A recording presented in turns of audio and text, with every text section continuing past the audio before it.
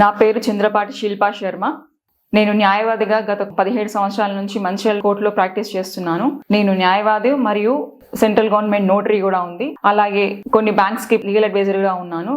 Fake 498L అంటే ఇప్పుడు సరే మాకు WPS ఉంది, మెయిన్ పోలీస్ స్టేషన్ ఉంది, నేను కేసు పెడతా, నువ్వెంత అంటే నువ్వెంత, నువ్వు PGS, నేను PGS నా, మా అమ్మ నాన్న వాళ్ళు PGS ఆస్తులు నీకు ఇంత ఆస్తు ఉంటే నాకు ఇంత ఆస్తుందని ఈగోలోకి పోకుండా నన్ను ఇంత మాట అంటావా, నేను పోలీస్ స్టేషన్కి వెళ్ళి కోర్టులో కేసు పెడతా, నీ మీద కేసు వేస్తా, నీ అమ్మ నాన్నలను ఆడబిడ్డలను నీ తరపున బంధువులను అందరినీ కోర్టులు మెట్లెక్కిస్తా, నిన్ను కూడా హరాస్ చేస్తానని కాకుండా ఏవైతే ఒక్కసారి ఇట్లా ఎందుకు వచ్చింది ఏంటి అనేది ఒకసారి పోలీస్ స్టేషన్ వరకు పోయినా అంటే కొన్ని కేసులు మేము చాలా కేసెస్ చూస్తుంటాం. నువ్వు లాయర్ దగ్గరికి పోయినావు అంటే ఇక కాదు, ఇక నువ్వు మాకు వద్దు అనే వాళ్ళు మెంటాలిటీ కూడా ఉంటది.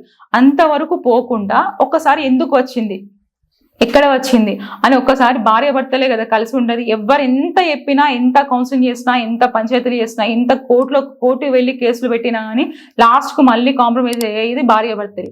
మళ్ళీ వాళ్ళే ఇద్దరు కలిసి ఉండాలి. అలాంటప్పుడు ఒక్కసారి మీ రూమ్ లోనే మీ ఉన్న 4 గోడల మధ్యలోనే ఎక్కడికి వచ్చింది, ఎందుకు వచ్చింది, నువ్వు ఇట్లా చేస్తున్నావు, నాకు ఇది నచ్చట్లేదు అని ఒక్కసారి కూర్చొని మాట్లాడుకుంటే బయటికి వెళ్ళాల్సిన అవసరం ఏమీ ఉండదు.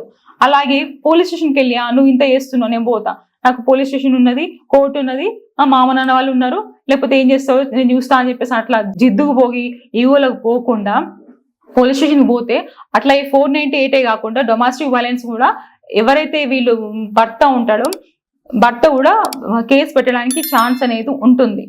అలాంటప్పుడు సుప్రీంకోర్టు గైడ్ లైన్స్ ఏమి ఇచ్చింది, విక్టిమ్ అంటే మహిళ ఒక్కటే కాదు, ఎవరైతే మెయిల్ పర్సన్ కూడా ఉంటాడు అతను కూడా ఎవరైతే బాధించబడుతున్నాడు, భార్య నుంచి బాధించబడడం, వాళ్ళ అత్తమామల నుంచి బాధించబడడం, మళ్ళీ మరిది నుంచి అట్లాంటి వాళ్ళ నుంచి కూడా బాధించబడడం, అట్లాంటివి చేస్తే కూడా వాళ్ళు కూడా 498 పెట్టవచ్చు. కాకపోతే ఏంటంటే బర్డెన్ ఆఫ్ ప్రూఫ్ అనేది ఇట్లా చేస్తుంది. కోర్టులో ఫైల్ చేసిన తర్వాత బర్డెన్ ఆఫ్ ప్రూఫ్ అనేది ఎవరైతే కేసు ఫైల్ చేసిన వాళ్ళు ఉంటారో వాళ్ళు ప్రూవ్ చేసుకోవాల్సి ఉంటుంది. ఒకవేళ ప్రూఫ్ చేసుకోలేకపోతే కనుక ఆ కేసు కొట్టివేయడం జరుగుతుంది.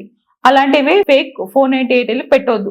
పెట్టినా కానీ ఇంట్లో పరిష్కరించుకోవాలి, ఇంట్లో కూర్చొని మాట్లాడుకోవాలి. మీరిద్దరే రేపు షాపింగ్కి వెళ్ళినా లేకపోతే సినిమాకి వెళ్ళినా భార్య భర్తలే వెళ్తారు కదమ్మా, అలాంటి వాళ్ళని కుటుంబంలో మాట్లాడుకొని రూమ్ లో కూర్చొని మాట్లాడుకొని తర్వాత కాకపోతే కనుక పోలీస్ స్టేషన్కి వెళ్ళండి. ఫేక్ 498 పెడతా కనుక వాళ్ళందరూ కంప్లైంట్ ఇచ్చిన వాళ్ళతో పాటు మీరు కూడా కోట్ల మెట్ల దగ్గర పొద్దున్న నుంచి సాయంత్రం వరకు ఉండాలి. మీరు కూడా మెంటల్ గా ఫిజికల్ గా మీరు కూడా బాధపడాల్సి ఉంటుంది.